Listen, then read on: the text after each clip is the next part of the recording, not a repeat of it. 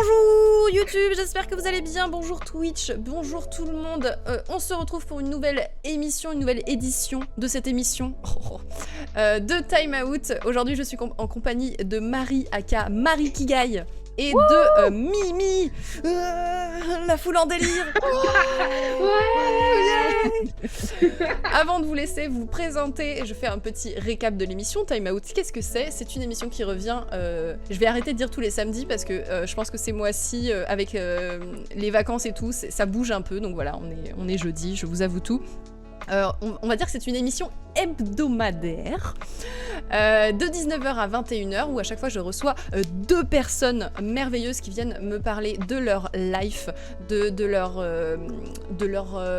je sais pas, de leurs rêves, de leurs projets, de leurs inspirations, de leurs traumatismes, de leurs peurs, des trucs qui les fait rager, voilà, plein de choses, et j'ai préparé plein de questions vraiment chouettes. Et avant de vous laisser vous présenter, une dernière info qui peut être très importante, c'est que vous voyez en fait là, je me suis trompée de sens, là vous êtes affiché le chat, et en fait vous êtes un petit peu le troisième invité de cette émission, donc n'hésitez pas à répondre aux questions que je vais poser à Mimi et Marie. Vous êtes les bienvenus et je vous lirai le plus possible. Donc voilà, et bien Marie, si tu veux commencer, qui es-tu? Raconte-nous tout. Moi aussi, je vous lis le chat, attention. Moi aussi. Bah écoutez, moi je suis effectivement une ancienne de Mademoiselle. Je m'occupais des événements pendant 4 ans. Ça a été un pur plaisir de faire ça. Et aujourd'hui, je me suis lancée dans la vie indépendante, à la fois sur Twitch avec ma chaîne Marie Kigai, sur laquelle je fais pas mal de blabla, de sujets société. On parle un peu de militantisme, d'égalité femmes-hommes, à partir de mon parcours, parce que je suis notamment la fondatrice de l'asso Les Internets qui accompagne les vidéastes féminines sur YouTube. Et à côté, je suis aussi productrice, notamment de contenu sur Twitch et YouTube. Et je travaille particulièrement avec Dani Caligula et Raz. Et on produit des artistes qui sont majoritairement des artistes queer, précaires. On est très porté sur les bails de squat. Voilà. Très gauchiste, vous voyez quoi. Yes, c'est ça qu'on veut. Tous avec Marie, la gauche. À gauche. Et bien du coup, Mimi, dis-nous tout, qui es-tu? Yes, moi c'est Mimi, je suis donc la rédactrice en chef de Mademoiselle, qui est un magazine en ligne féminin et féministe où je travaille depuis plus de 9 ans maintenant, ça file. Je produis du coup tout un tas de contenus, écrits, podcasts, vidéos, streams, énormément de choses, dont une bonne partie parle évidemment des droits des femmes et de l'égalité dans tous les sens du terme, mais aussi de rigoler, car j'adore le rire finalement et la positivité. Donc pas mal de contenus concon. Vous me connaissez peut-être pour les récaps rigolos de Game of Thrones que je publiais sur Mademoiselle pendant les 3 dernières saisons de la série. Plaisir. Un plaisir. Je suis dans le podcast Laisse-moi kiffer, qui est le podcast de Mademoiselle où on raconte plein de bêtises et on rigole bien. Et en dehors de ça, je fais aussi quelques trucs à part qui ne sont pas liés à mon travail chez Mademoiselle. Et je viens par exemple de sortir mon tout premier livre qui s'appelle Ils vécurent heureux, guide de survie d'une féministe en couple hétéro, et qui est disponible partout. Voilà, achetez-le. Achetez-le! Yes. À titre personnel, je l'ai acheté donc en 5000 exemplaires. Ah, c'est toi. Faut que je dise à mon éditrice d'arrêter d'être contente alors. Et est-ce que tu l'as lu 5000 fois du coup? Absolument. Tous les matins. La go limite, hein. Oui. Du coup, ma première deep questions, c'est quoi la rencontre qui vous a marqué, ou une rencontre qui vous a marqué particulièrement? Je pense que je suis un peu obligée de dire Fab quand même, parce que vraiment, il m'a vraiment beaucoup accompagnée. Je pense qu'il a fallu pas mal de patience pour déjà déceler que dans la Mimi timide de 20 piges, il y avait du potentiel pour faire des choses assez cool. Et pour accoucher tout ça, ça a été long parce que clairement je suis une tête de mule, et puis voilà, beaucoup d'insécurité à détricoter. Et aussi parce que c'est Fab qui a fondé Mademoiselle, et qu'au-delà du fait que j'y bosse, je pense que Mademoiselle, comme à beaucoup de gens, ça a beaucoup apporté, notamment en termes de féminisme et tout, et que je suis pas sûre, enfin je pense pas que c'est Mademoiselle qui a fait que le féminisme est à la mode maintenant à 100%, je suis pas sûre que personne ne parlerait de féminisme si Mademoiselle n'avait pas existé, mais on n'en parlerait peut-être pas de la même façon, on n'en aurait peut-être pas parlé aussitôt, donc pour tout ça, je vais quand même dire Fab, ça lui fera plaisir. Merde. Je te l'ai pris. Non mais en vrai, moi j'hésitais à répondre toi. Mais après, ça Mais fait un peu quoi? suce-boule. Ça fait un peu suce-boule. Qui est Euh, respecté? Personne. Non, en fait, ma vie est une suite de rencontres extraordinaires de gens, soit dont je soupçonnais le potentiel avec qui je voyais qu'il allait se passer des trucs de ouf, soit de gens qui m'ont porté en fait et qui m'ont aidé à devenir la personne que je suis aujourd'hui. Et ce qui est surprenant dans mon parcours, c'est que ça a été souvent des mecs en fait qui ont joué ce rôle-là dans ma vie, de me faire découvrir des univers nouveaux. Mais parce que moi aussi j'avais cette curiosité d'aller voir en dehors de ce que je connaissais. Mais je pense que là, une des rencontres les plus marquantes que j'ai fait ces dernières années, c'est forcément Dany, parce qu'il m'a ouvert un univers, une méta que je n'imaginais pas. Et ça a été une rencontre avec plein de moments hyper différents et qui ont été très très très puissants, qui m'ont, je sais pas, enfin ça m'a ouvert à tellement de choses, à des milieux artistiques que j'imaginais pas, d'autres rencontres avec des gens dont j'imaginais pas le quotidien, ou sur lesquels j'avais pas mal de préjugés même sans le savoir. Et enfin rien que ça, pour moi, ça compte, parce que je sais que c'est quelque chose qui a marqué mon parcours et qui continuera à le marquer, parce qu'une fois que c'est ancré, ça s'en va plus. C'est quoi le truc le plus stupide que vous ayez fait? Par amour, par jalousie, par défi ou pour vous intégrer? Bah, je suis quand même restée pendant 3 ans avec un connard qui habitait à Thionville, par amour. Donc je dirais que c'était plutôt stupide et que si c'était à refaire, j'aurais pu gagner du temps et ne pas le faire. Et repérer assez vite les signes qui étaient très tôt présents sur le fait que cette relation n'allait pas m'apporter grand-chose, car personne plutôt toxique. Et aussi, du coup, ça a duré 3 ans, non 2 ans, je sais plus. Mais j'ai passé vraiment beaucoup de week-ends de ma vie étudiante, donc a priori les moments cool où tu vois tes pairs étudiants et où tu crées du lien, ou peut-être tu portes tes projets, tu fais de l'associatif, je sais pas. Ah, allez à fucking Thionville. Désolé Chino qui est dans le chat. I love you Chino, I don't love Thionville parce que Chino est du coin. Thionville, ville voilà, qui a sûrement du potentiel, mais que je n'ai pas vu, car tout ce qu'on faisait c'était rester chez lui et éventuellement faire du sexe, mais quand même globalement se faire chier. Voilà, à choisir, je n'aurais pas fait ça, j'aurais fait autre chose de mes week-ends d'étudiante que d'aller à Thionville voir un connard. C'est cool, parce que moi, mon expérience, elle est plutôt complémentaire. C'est pas une histoire de relation, mais c'est plus un truc par rapport à moi-même.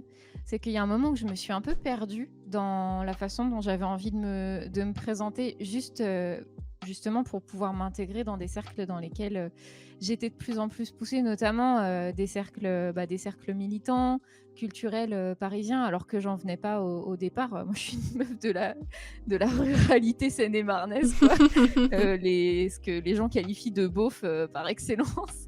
Mais je me suis mise à traîner de plus en plus avec des gens des milieux un peu intello parisiens, par le biais associatif dans lequel j'étais.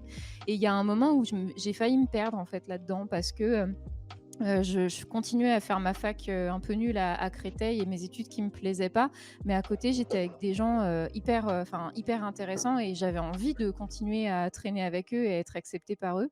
Et tout ça, ça sous-entendait de lâcher certains codes et certaines valeurs, je pense, qui m'étaient chères, et notamment des valeurs liées à la loyauté familiale et amicale, de me fondre aussi en partie dans le taf et dans les projets bénévoles aussi. Et ça, le jour où j'ai eu plusieurs déclics en fait, il y en a un, c'est ma daronne qui m'a dit garde les pieds sur terre en fait, oublie pas que on est là, et d'où tu viens. Et je pense qu'il y a plein de gens qui n'ont pas ce conseil-là à un moment dans ces cercles-là, et à qui franchement parfois ça ferait du bien, parce que aussi on peut s'ostraciser même de nos potes d'enfance, quoi, ou d'adolescence, simplement parce qu'on se retrouve dans ces cercles-là qui nous semblent très brillants en fait, brillants dans tous les sens du terme, à la fois attirants mais aussi très intelligents, et en même temps qui peuvent être empreints d'une certaine forme de superficialité, d'artificialité dans les relations.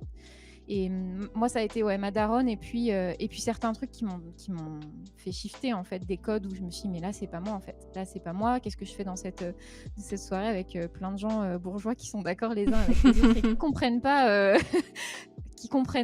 quand je viens parler d'un vécu, et qui le nient en fait, tout simplement. Et je pense que ça a été une des idioties vers lesquelles j'aurais pu glisser. Ça aurait été de continuer sur cette voie-là sans, à un moment, me dire en fait, c'est pas moi. C'est pas moi et c'est pas ce en quoi je crois. C'est un peu complémentaire du coup, Mimi. C'est différent, quoi. Question suivante. Auquel de vos parents vous ressemblez le plus? Physiquement, je ressemble plus à mon père parce que ma mère est marocaine et je suis pas trop typée. Je suis pas racisée par la société, car ça ne se voit pas vraiment. Mais cela dit, et du coup, j'ai pas mal les gènes de mon père, donc j'ai les cheveux clairs, j'ai son nez, j'ai la peau assez claire aussi. Mon père étant alsacien, avec un très beau nez, un cap, une péninsule, que j'ai pas trop hérité, mais j'ai quand même pas non plus un petit nez en trompette. Mais ça va, je l'aime bien. Donc, Qu'est-ce que t'as contre les nez en trompette? Mais je trouve ça trop mignon, justement, c'est genre le meilleur nez, tu vois, j'ai pas un tout petit nez en trompette, j'ai quand même un nez qui est présent, mais rien à voir avec celui de Moi, mon je trouve père, ça vachement charismatique, en fait, les grands nez. Je trouve ça hyper beau. Mais moi aussi, mais je pense que c'est un Oedipe, du coup, mal résolu. Probablement. Car ma rêve de grand nez, c'est quand même mon daron.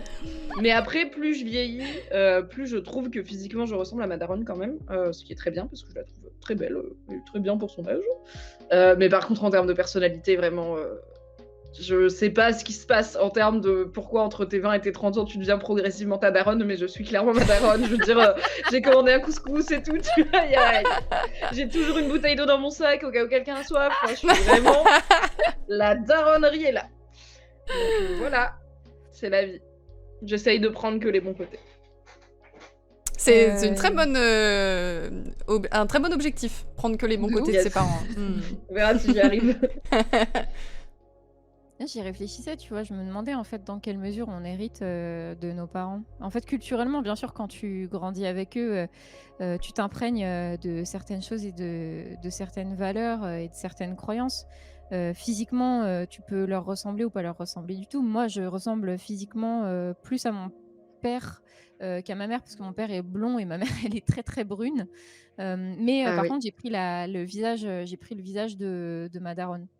Mais par contre, en termes de valeurs, je me retrouve complètement dans ma mère parce que c'est elle qui m'a élevée, et elle m'a élevée seule avec mon frère dans des situations de galère pas possible, avec un père absent et addict en fait. Donc ça, forcément, je m'identifie beaucoup plus de ce côté-là. Mais je vois aussi à quel point l'hérédité, malheureusement, elle peut aussi se retrouver dans des schémas plus compliqués, et notamment dans la façon dont tu vas gérer des situations et dont tu vas reproduire aussi certaines choses que tu as vues, même quand tu fais un taf sur toi-même, en fait, et sur ton histoire et sur ton parcours. Moi, ça a été mon taf principal, tu vois, de construction de ma vie d'adulte, de ne pas reproduire les schémas que j'ai estimés toxiques.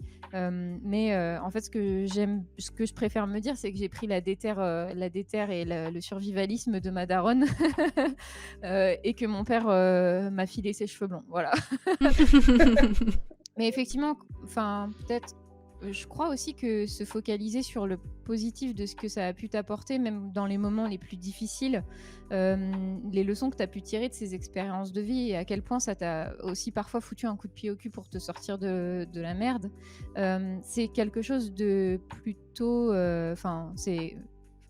tout le monde n'a pas forcément la chance de pouvoir le faire, ou le pouvoir de le faire aussi. Mais ça me parle un petit peu plus que de m'arrêter sur les mauvais aspects de cette hérédité, et qui parfois peut être un frein en fait, parce que quand tu te regardes un peu trop, tu vois, dans quelle mesure c'est pas un truc qui va te paralyser, parce que tu te convaincs aussi parfois que ça fait partie de toi, quoi, alors que je pense qu'il y a beaucoup de choses sur lesquelles on peut influer en fait, même sur nous-mêmes. Et c'est un élastique, ça se tend.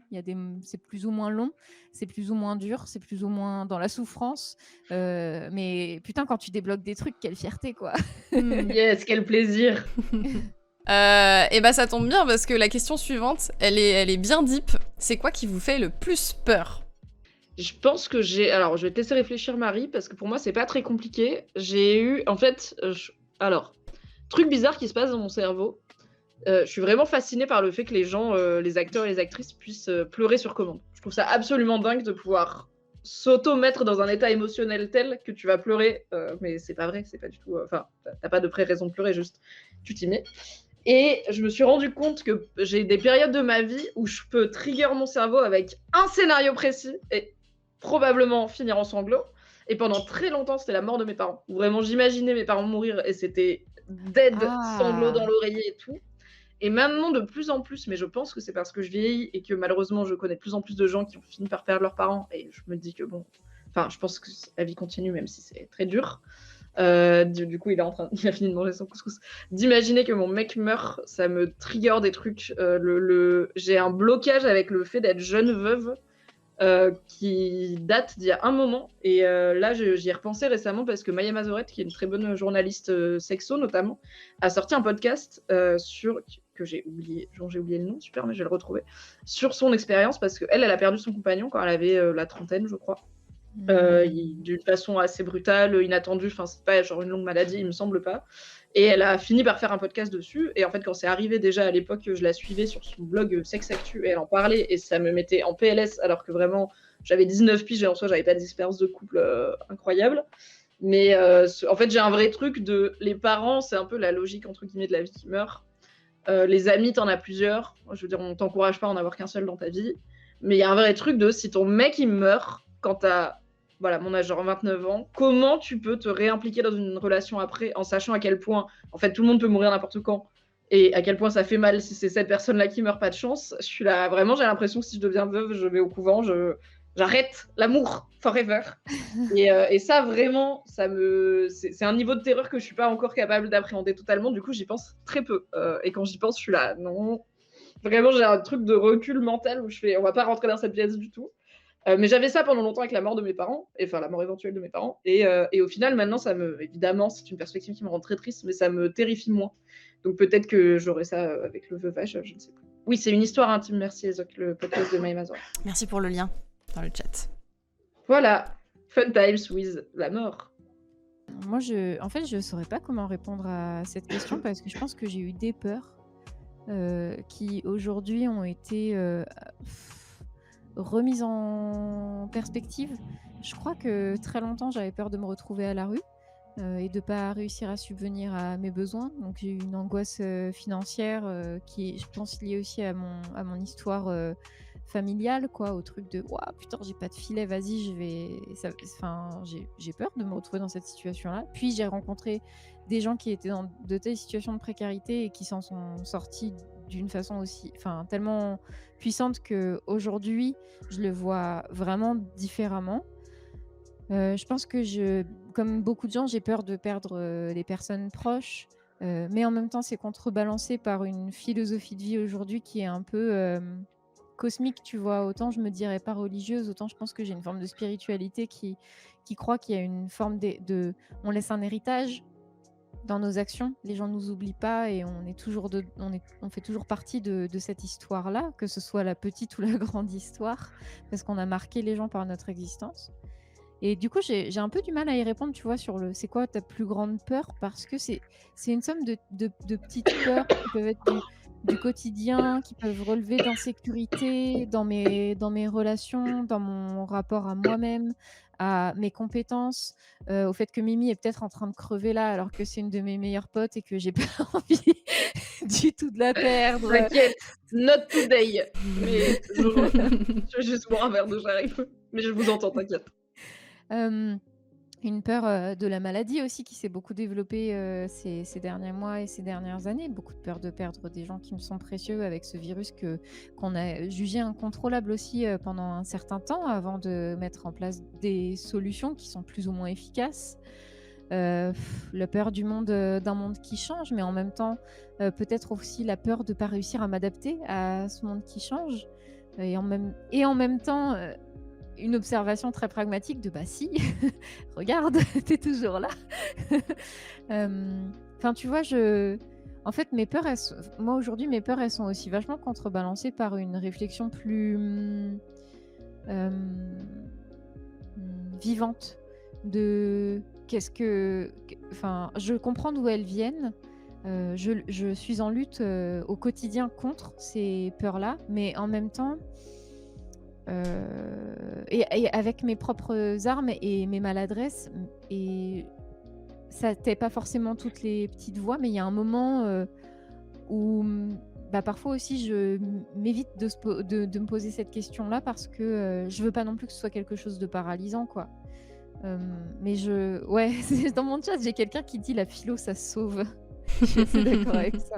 Tu vois, ce truc de quand tu regardes la big picture, quand tu te rappelles, où est ta place dans cet univers-là, c'est à la fois vertigineux et ça peut aussi solliciter d'autres peurs, hein, parce que quand tu regardes le ciel et que tu vois, moi quand j'ai lu un bouquin sur à quel point l'univers était dense et incompréhensible, j'ai paniqué, hein. J'étais là, je vais crever là Mais on instantanément. habite dedans, donc comment on Oui, fait? voilà.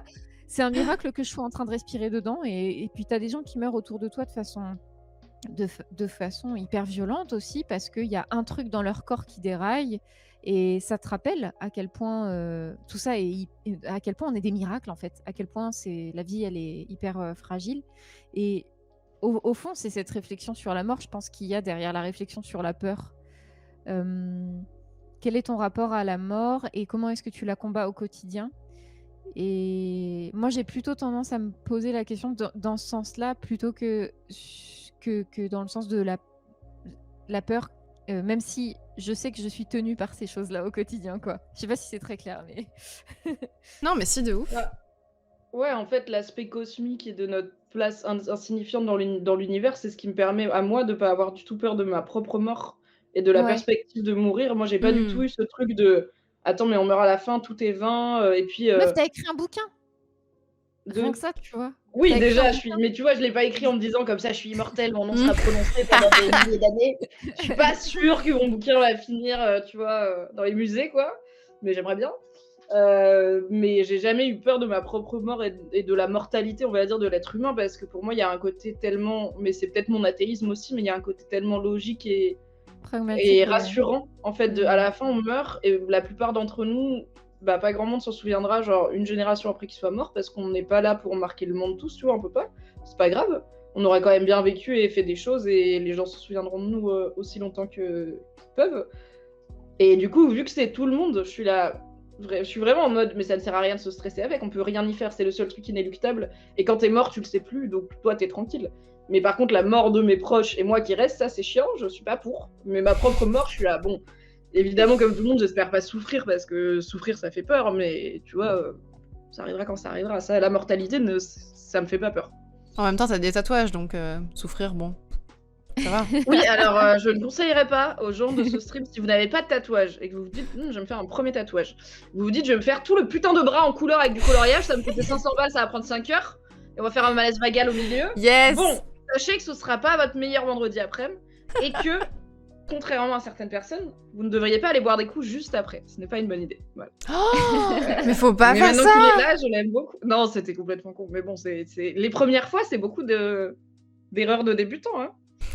Donc voilà, c'est arrivé. Je vais rien raconter sur mon premier tatouage, mais c'est aussi une aventure. C'est quoi le truc le plus difficile dont vous vous êtes relevé?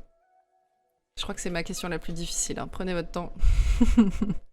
Non, en vrai, moi je sais, ça a été une. Mais en même temps, en fait, ça me fait un peu chier parce que quelque part, j'ai l'impression que c'est une épreuve de bébé chat, tu vois. Mais j'ai eu une rupture très compliquée il y a 4 ans, avec une trahison, on va dire, en termes de valeurs, de confiance, de loyauté. Et ça m'a profondément atteinte dans la façon dont je pouvais croire dans la bonne foi des gens.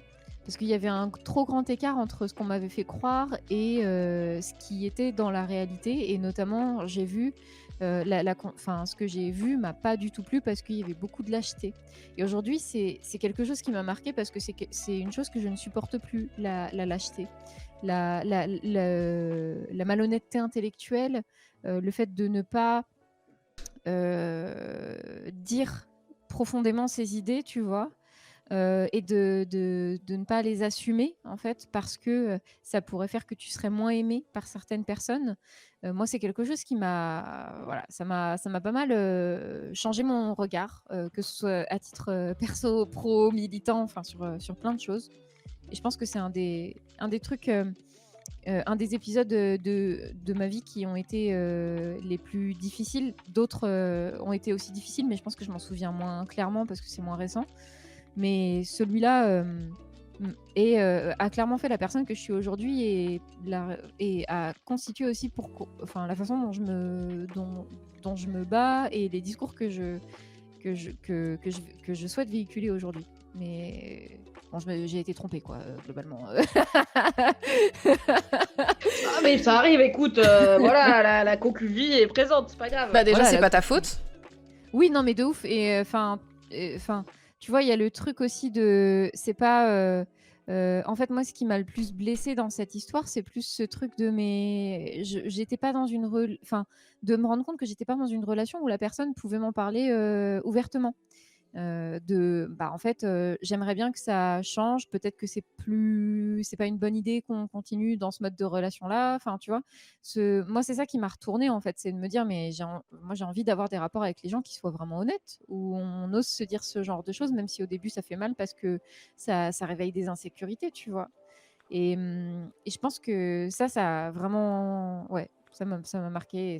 Mais en même temps, voilà, j'ai l'impression que c'est un truc de bébé chat parce que c'est un truc j'allais hétéro nul, J'allais justement dire, c'est pas un truc de bébé chat en fait. Et puis déjà, on est tous différents face aux épreuves. En fait, il y a des gens qui ont eu des ruptures méga difficiles et qui s'en sont relevés facilement. Il y en a d'autres, ça les traumatise, ça les marque pendant longtemps. Genre moi, j'ai eu une grosse rupture, j'ai mis plus de 3 ans à m'en remettre.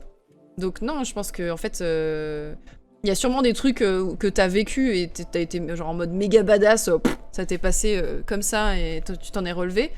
Et ce truc-là a pu te toucher. Enfin, c'est complètement légitime en fait. Si toi ça t'a marqué, que, enfin ouais, en plus une trahison c'est quand même pas rien. Donc tu te sens complètement trompé, trahi. C'est quand même pas anodin. C'est pas juste une rupture. C'est quelqu'un qui t'a menti, qui, en plus potentiellement tu te visualises genre la personne. Tu commences à te dire ok, donc à ce moment-là il m'a menti. À ce moment-là je pensais que et en fait non. Oui, Ça, c'est affreux. Depuis 6 mois et tu fais. Ah d'accord. Ah bah ça. Ah oui. C'est ça qui bute dans l'infidélité. C'est même pas tellement l'acte parce que je pense que la plupart des gens, si genre ton conjoint te trompe et immédiatement après il te le dit et dit je suis désolée j'ai fait ça, je pense qu'il y a pas mal de gens qui lui laisseraient une deuxième chance, tu vois, alors qui lui passeraient un bon savon parce que voilà, mais si c'est pas le contrat ça se fait pas, mais qui seraient prêts à dire bon ça arrive de faire des erreurs, tu vois, mais c'est le mensonge et entretenir le mensonge et l'aspect répété où t'es là. C'est ça qui fait vraiment mal, c'est la malhonnêteté, c'est pas tant l'acte sexuel qui ça c'est la vie quoi.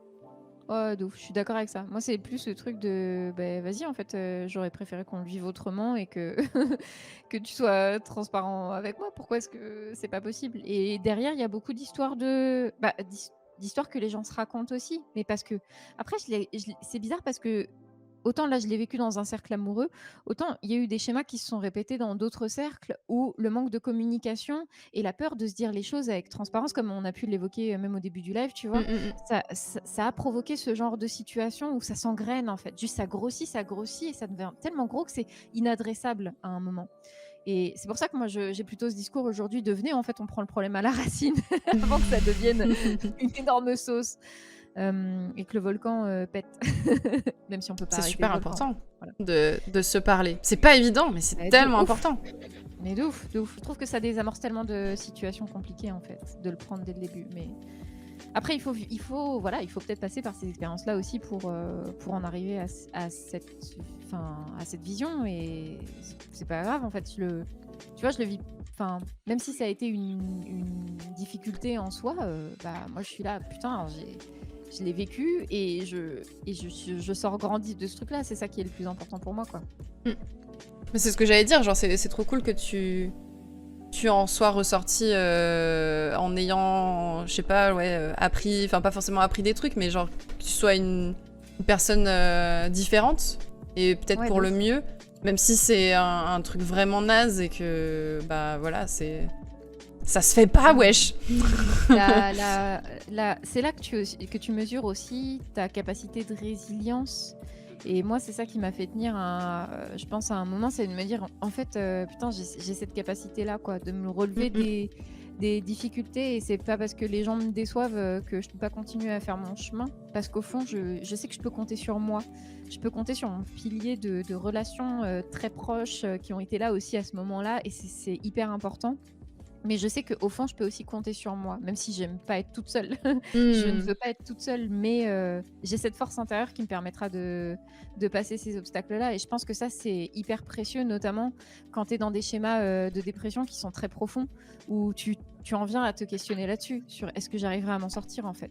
Même si mes amis me soutiennent, est-ce que moi j'ai cette force intérieure de m'en sortir? Enfin, je trouve que c'est le plus beau des cadeaux de t'offrir ce discours-là, de te dire putain, ça y est, en fait, je sais que je peux, j'en suis capable. Ouais, moi, ma réponse serait assez similaire, mais c'est pas un truc de couple, mais on est dans l'idée de trahison, disgrâce. J'ai vécu il y a quelques années un truc un peu compliqué avec une personne dont j'étais très proche, où je me suis un peu. Ce qui était compliqué, c'est qu'on n'avait pas vraiment de problème entre nous deux. On n'était pas fâchés, on ne s'était pas donné de raison d'être fâchés. Il y avait des problèmes collatéraux dans lesquels je pense que notre relation personnelle à nous deux s'est retrouvée un peu imbriquée. Et c'est une personne bon, on peut parler de sales coups, voilà, qui m'a un peu foutu des couteaux dans le dos, mais en étant motivée plus par la peur et un truc de self-protection qu'une. Enfin, tout ça, en fait, tout l'impact que cette situation a eu sur ma relation avec la personne était assez collatéral. Donc, pareil, elle m'a fait des sales coups, mais pas dirigés contre moi. Juste, c'est tellement le bordel que c'est arrivé. Et en fait, le truc le plus compliqué, c'est qu'on s'est jamais reparlé depuis et qu'elle veut pas me parler. Et j'ai fait plusieurs fois la démarche et j'ai un vrai truc de je n'arrive pas à comprendre comment cette personne que je pensais connaître si bien et que je connaissais depuis des années très intimement a fait des trucs qui pour moi ne collent pas du tout avec ce que je pensais qu'elle est. Et y compris en termes de valeurs féministes, de valeurs de sororité et tout. Donc j'avais un vrai besoin de rationaliser le truc pour arriver à comprendre. Et c'est quelque chose qui n'a pas été possible parce qu'au final, on ne s'est pas vu. Enfin, j'ai proposé plusieurs fois, ça s'est jamais fait. Et au bout d'un moment, j'ai arrêté de proposer parce qu'il ne faut pas pousser non plus, quoi. Je sais qu'elle sait que si on se voit, je vais probablement la démarrer. Et je pense que ça joue dans le fait qu'elle n'a pas envie de me voir. Mais ok, c'est son droit, je vais pas la forcer. Mais ce qui était compliqué, donc c'était évidemment traverser ça, mais c'est surtout tout le process qu'il y a eu après de comment je fais la paix avec le fait que j'aurais pas de réponse à mes questions, que je comprendrais probablement jamais, que peut-être je lui parlerai plus jamais, et que même si je lui parlais, probablement que ce serait pas ce que j'espère, pas ce que j'attends comme discours, parce que je pense que c'est. Enfin, tout le monde a sa version de l'histoire, quoi. Donc je pense que juste on comparerait nos versions et on serait pas d'accord. Mais je pense pas que je comprendrais fondamentalement ce qui s'est passé dans sa tête à ce moment-là et pourquoi elle a fait ce qu'elle a fait et pourquoi elle me parle pas depuis, ce qui est aussi une question. Et c'était vraiment, j'avais vraiment peur que ça change mon rapport aux gens et mon rapport aux autres et mon rapport aux meufs parce que c'est une meuf, d'où les valeurs de féminisme, de sororité et tout. Et j'avais vraiment pas envie de devenir méfiante. Je suis d'un naturel assez confiant. Je suis optimiste. Je suis fondamentalement persuadée que les gentils gagnent à la fin et que être gentil dans la vie, ça te rend service et qu'en fait, ça te rend heureux et que c'est pas. Enfin, il y a tout ce côté genre, oh là là, les bisounours, ils se font rouler dessus. Et moi, je suis là, non, mais être gentil, c'est trop bien. C'est vraiment être bienveillant, être gentil, avoir de l'empathie, être pas trop con et toujours se rappeler que les gens, la plupart du temps, ils font juste de leur mieux avec ce qu'ils ont et c'est rare qu'ils se lèvent le matin pour te faire chier. Je trouve que c'est reposant comme façon de vivre sa vie. Et du coup, j'avais vraiment peur que cet événement me chamboule trop cette vision du monde et me rende méfiante parce que comme je comprenais pas ce qui s'était passé, je pouvais pas le prévenir. Je pouvais pas me dire, ok, donc c'est ce type de personne-là qui est susceptible d'agir comme ça ou c'est tel type de situation. Je suis juste en mode, c'est arrivé, c'était random, je l'ai pas vu venir, je ne l'ai toujours pas compris et du coup, qu'est-ce qui peut me rendre sûr que d'autres gens vont pas me faire le même coup et à quel moment je peux donner ma confiance et m'impliquer et voilà, bah, par exemple, devenir amie avec Marie et faire plein de choses ensemble et lui confier des choses qui font partie d'endroits assez vulnérables de moi-même en ayant assez confiance pour être sûr que ça va pas me retomber dessus et que je suis pas en train de faire confiance à la mauvaise personne. Du coup, j'en ai pas mal bossé. Tu fais des tweets sur moi des fois, mais ça va, des gens. Et j'ai pas mal bossé là-dessus, en fait, consciemment avec ma psy. Ma psy, donc je vois une psy un peu on et off, mais là, pendant toute cette année-là où ce truc s'est passé, j'ai fait « Yes, on va se voir régulièrement, madame, hein. Attention, attendez-vous à ce que je sois dans votre bureau souvent. » Et j'étais souvent dans son cabinet, du coup. Et je la vois encore maintenant. Donc elle a suivi tout ça. Et souvent avec ma psy, on finit par débloquer des trucs que je savais même pas qui étaient bloqués parce que ça arrive en discutant, machin. Enfin, c'est leur talent de te faire parler de trucs que tu savais même pas que tu ressentais. Mais là, pour le coup, j'y suis. Donc souvent, j'ai pas besoin de lui dire consciemment, je voudrais qu'on travaille là-dessus, ça arrive. Mais là, j'étais vraiment en mode, ok, vous êtes au courant, il s'est passé tout ça, elle avait suivi du coup parce que je lui racontais. J'ai vraiment pas envie de devenir méfiante, en fait, j'ai vraiment pas envie de me dire que tout le monde peut me faire le coup, donc j'aimerais bien qu'on travaille dessus.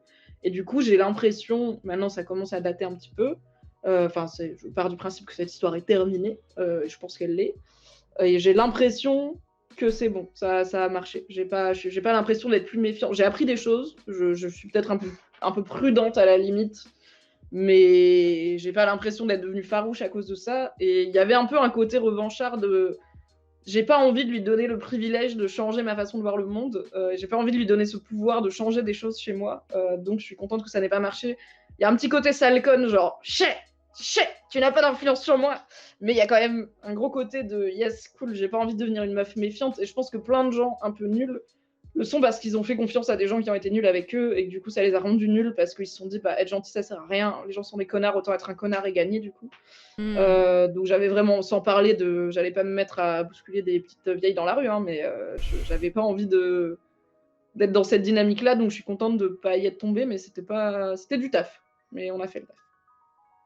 Bah J'ai GG. toujours dans cette Parce idée que- de Force. confiance. C'est pas évident de démarrer une thérapie, de la continuer, de s'investir, se remettre en question, parler des trucs durs. Donc ouais, GG à toi. Merci.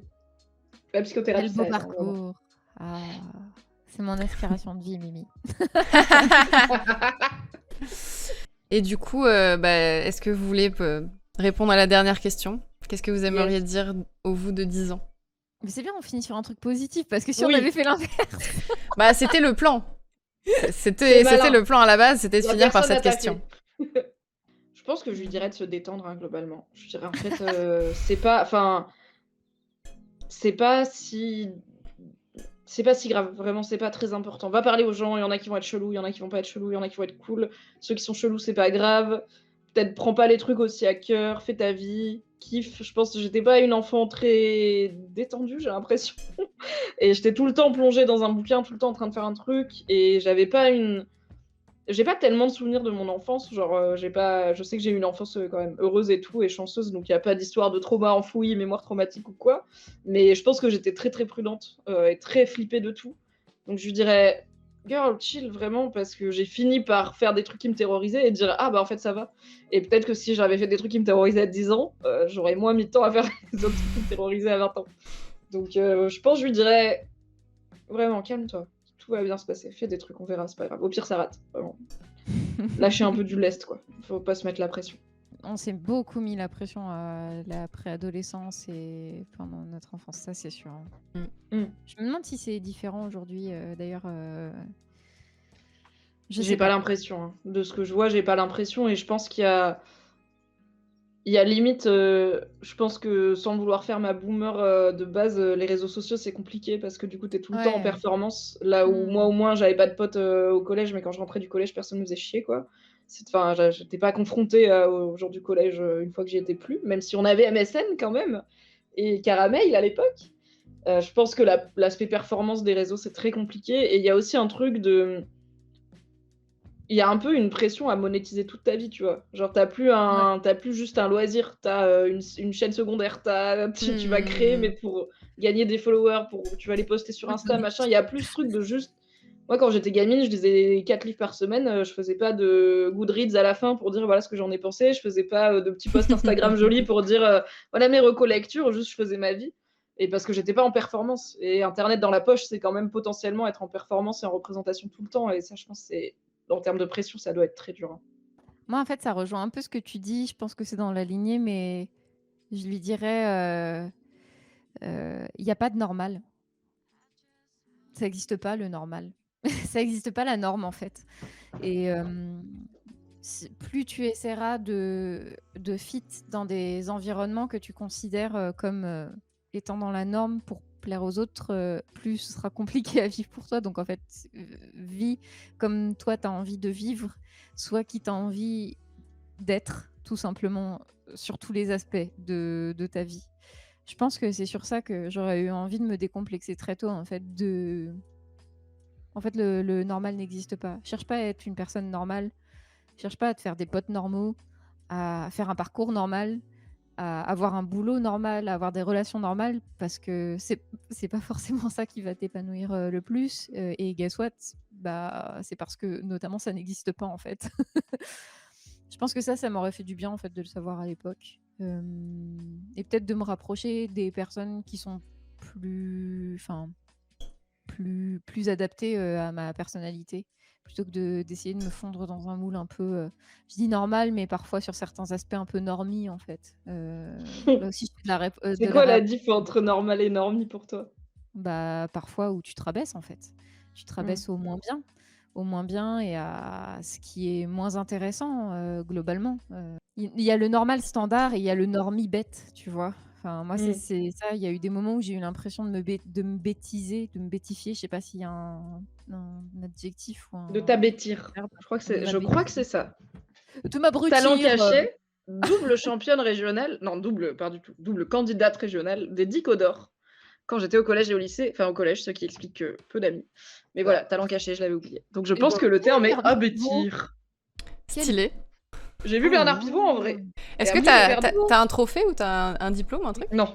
Oh, j'ai peut-être un papier chez mes parents et le cadeau était un dictionnaire, sa mère, que du coup mes parents continuent à utiliser pour leur partie de Scrabble. Donc j'ai mon Dico d'or, qui est littéralement juste un dictionnaire Larousse offert, voilà. What? Et chez mes parents, il sert tous les week-ends, donc ça n'aura pas servi à rien. Cette anecdote complètement improbable. C'est génial. Vraiment un peu Hermione Granger à l'époque, hein. C'était très... stylé. Oui, j'ai toutes les réponses. Je suis calmée. Tu t'es calmée, c'est le principal. J'ai toujours toutes les réponses, mais je sais que parfois c'est pas la peine de dire que tu les as. C'est pas grave de pas dire que tu les as. Ah. J'ai pas toutes les réponses en vrai, mais j'ai appris que c'est pas grave si c'est pas toi qu'on interroge. Oui, tu peux juste faire ta vie. Très bon conseil, ça. Je suis d'accord. Je suis toute remplie de plein d'émotions. Je sais pas trop comment dire au revoir. Mais merci, c'était trop chouette. C'était un bonheur de vous avoir. Et c'était trop cool cette journée et de finir comme ça avec vous. C'était incroyable, c'était un feu d'artifice. Donc merci encore. Merci. J'arrête pas de dire merci, mais je continue à le dire. Merci. Et sur ce, je vous fais des gros bisous. Et passez une très bonne soirée. Yes. Bye tout le monde. Salut Fanny, salut Mimi, moi je vais continuer le stream de mon côté aussi. Donc ça marche. On se retrouve. Allez la follow, allez les follow, allez les suivre, tout ça. Bon appétit. Bon couscous, Mimi. À très bientôt. Salut.